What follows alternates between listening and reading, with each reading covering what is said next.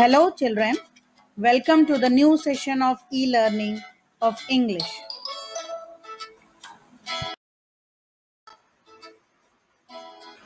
This is Neetu Singh, and today in this video we are going to learn about a very heart-touching poem on killing a tree from your Beehive's book. Here, we are going to cover the following topics: about the poet, introduction of the poem, theme of the poem, stanza wise explanation of the poem, message conveyed by the poet, tone of the poem, literary devices present in the poem at a glance, and few questions for self assessment.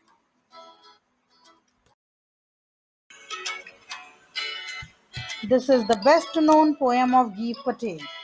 The poet considers the tree as a living organism, so it has the right to live like any other creature. But it is the man who kills it with utmost guilty and callousness. Thus, the poet has all sympathy for the tree. He admires its determination and strength to live.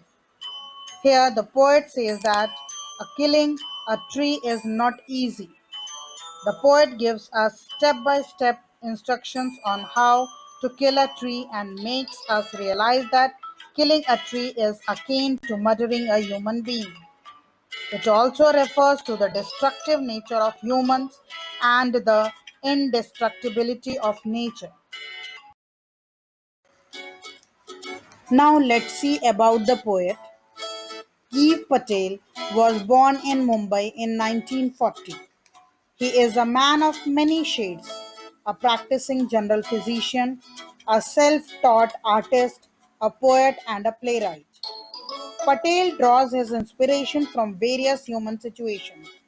He sees a sense of poetry even in the rough situations that humans have to face, and his paintings are a manifestation of this. The common man doing everyday things are a regular feature of his work. His paintings reveal that he is a keen observer. The clothes, the postures, and the stances that he encounters every day are faithfully reproduced in his work. Patel belongs to a group of writers who have subscribed themselves to the Green Movement, which is involved in an effort to protect the environment.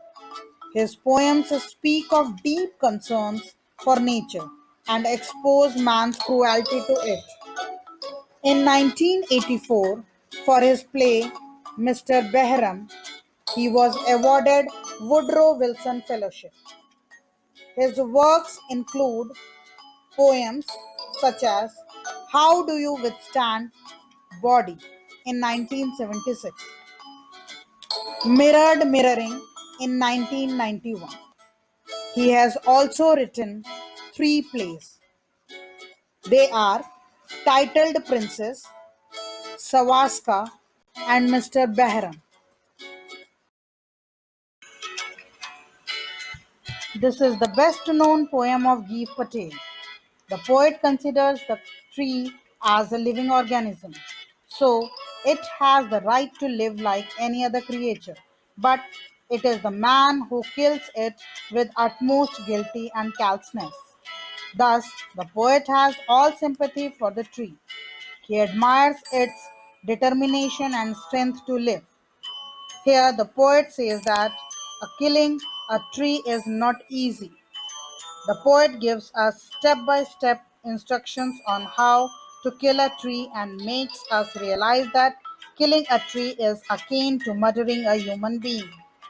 It also refers to the destructive nature of humans and the indestructibility of nature.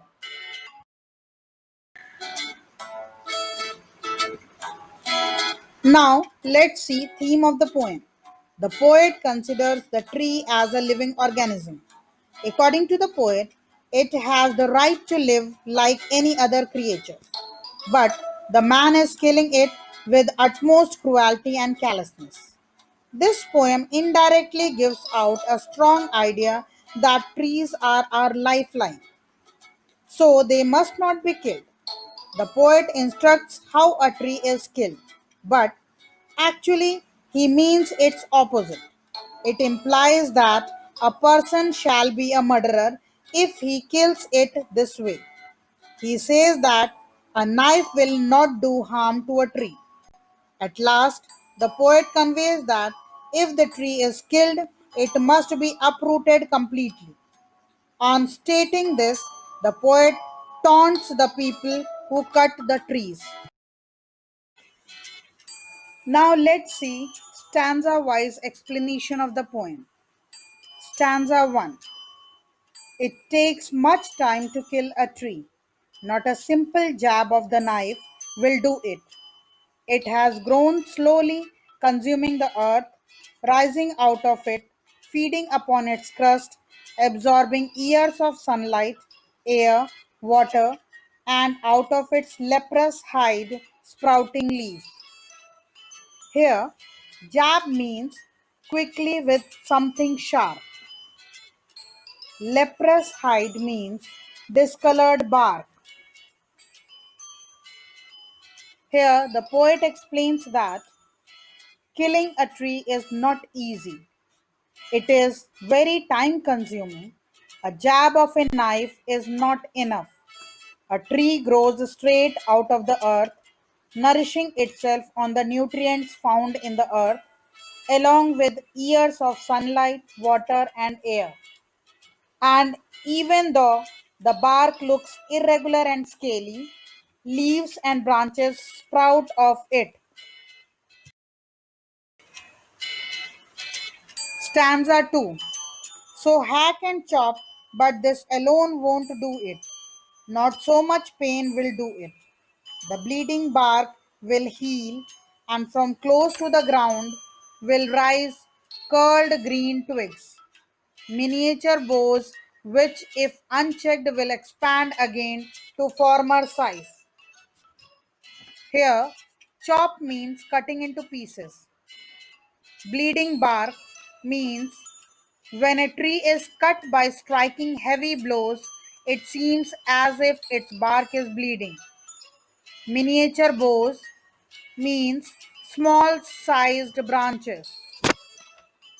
Here, the poet explains that the hack of a knife or an axe or chopping of a bow is not enough to bring a tree down. These jabs may inflict pain on the tree, but the pain is not enough to kill it. The bleeding bark, that is the part where it has been wounded, is chopped off, will heal with time. New green twigs will grow again. Boughs chopped off will be replaced by new boughs, which will grow into their former size. Stanza 3.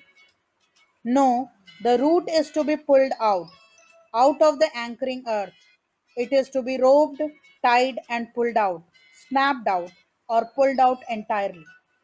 Out from the earth cave and the strength of the tree exposed the source, white and wet, the most sensitive, hidden for years inside the earth. Here, anchoring earth means trees held securely or firmly with the help of the roots in the earth. Snapped out means chopped out. Here, the poet says that no, that also means cutting off small branches will not be enough. The roots needed to be pulled off. It is to be tied by ropes and pulled out. It needed to be pulled out from the earth's cave. The strength of the tree needed to be exposed. The strength which is white and wet, which means great strength of trunk, which is hidden beneath earth, which is most sensitive part of tree. Holding tree for years is needed to be attacked. Stanza 4. Then the matter of scorching and choking in sun and air, browning, hardening, twisting, withering, and then it is done. Here, scorching and choking means the drying up of the tree after being uprooted. Twisting means turning round. Withering means fading. Here, the poet explains that when tree is uprooted, it gets scorched in sunlight, choked, get more browned, get hardened, get twisted, get withered, and then finally the tree is killed. Message conveyed by the poet. The poem conveys the message that trees are living beings just like any other form of life. They have strong survival instincts and can withstand any type of assault, trauma, or crisis. It is not easy to kill them, for they have a never say die attitude to life. We human beings must live just as trees do. In this way, the poet ironically points out our cruelty towards the tree. At last, he wanted to mean we have to save the trees to save ourselves in this world. Otherwise, we will move towards the destruction. Tone of the poem. The tone of the poem is sarcastic and filled with caustic remarks. The poet Giv Patel takes this ironic stance to propose his actual view on cutting down trees, which is, according to him, not short of committing an act of murder. The poet ironically suggests how to completely kill a tree. For years, the tree, like a bloodsucker, has consumed the earth's crust and absorbed sunlight, air, and water to grow up like a giant. So the tree must be killed, but it is not an easy task.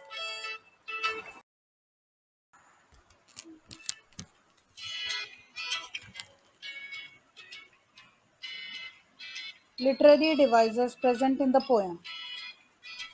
The poem has been written in free verse. There is no rhyme scheme, and the length of the lines varies. Even the stanzas are not of equal length. Metaphor. The metaphor is a comparison between two unlike objects, but the word of comparison, like or as, is not used. Example: the bleeding bark. Here, the word bleeding is a metaphor. The poet compares the sap oozing out of the bark of a hagged tree trunk to the blood of a human being or a living creature, but does not use the word of comparison. Second example, leprous hide.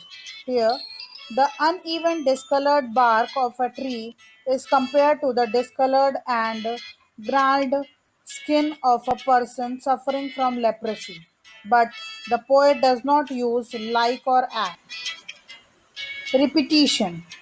Repetition is using a word, phrase, or clause a number of times with the purpose of emphasize or to provide unity to the poem.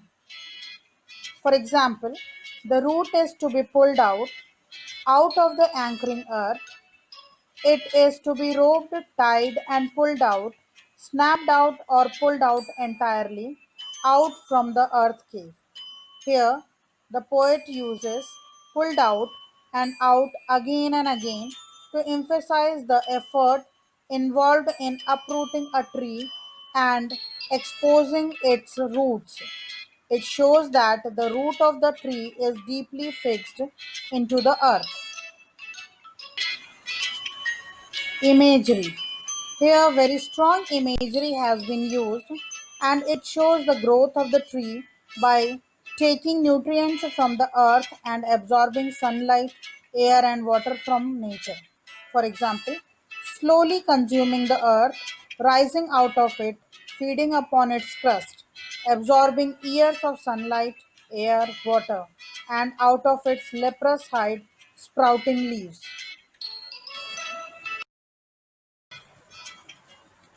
Alliteration. Alliteration is the repetition of sounds at close intervals. It is used to lend a lyrical or musical element to the poem. For example, the bleeding bark will heal. Here, the poet has repeated B and L sounds. The source, white and red. Here, in this line, W sound is repeated. Enjambment.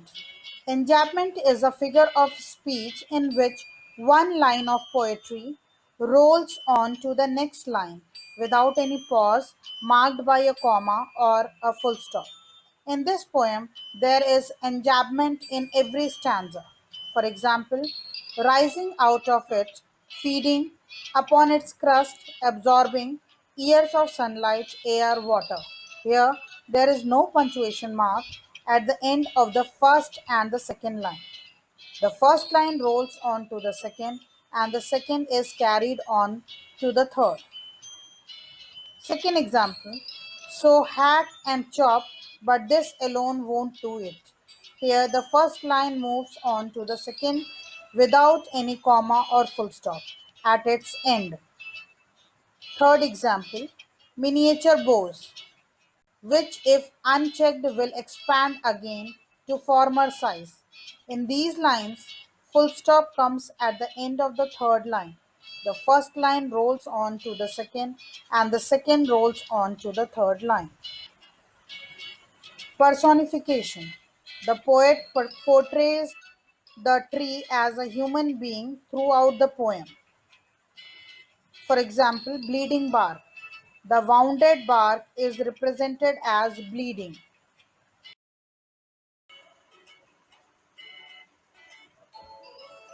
Dear students, we have completed the stanza-wise explanation of the poem, and also we have learned about the poetic devices present in the poem. Now, before going to start with the poem at a glance, I want to ask you one question. Why do you think the poet describes in detail the cutting of a tree?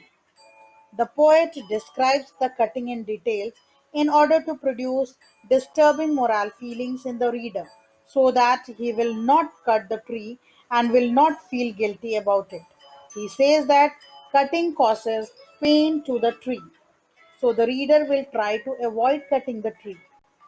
The reader will learn from the poem that the tree is just like a human being in feeling the pain. Now, let us look the poem at a glance. In this poem, the tree is a symbol of evil, which is very deep rooted and cannot be wiped off easily. Cutting a tree merely will not kill it because it has the ability to sprout again after some time. A tree cannot be killed by simple jab of knife. A tree grows very slowly by feeding itself on the earth. It indicates that evil is also deep rooted in the surroundings and cannot be uprooted so easily without changing the environment. For uprooting the tree, one has to tie the rope to it and then pull it out completely. Then it will come out of the cave and expose its white root to the sunlight. After that, the roots will get dry and the sun and the air will make the roots brown and hard. They will make it twist and wither slowly, and finally the tree is killed. Dear students, I hope that you have understand the whole poem very nicely. Now, to evaluate yourself, try to solve these questions.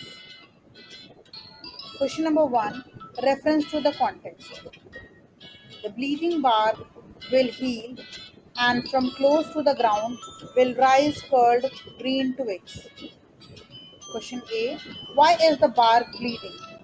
Question B, what will happen to the bleeding bark? Question C, what will rise from close the ground? Now, few short answer type questions. It takes much time to kill a tree. Why does the poet feel so? Can a tree survive if it is hacked but not uprooted? Explain. That's all in this video. Hope this video answers all your queries. Keep learning, keep practicing. Until the next video. Thank you.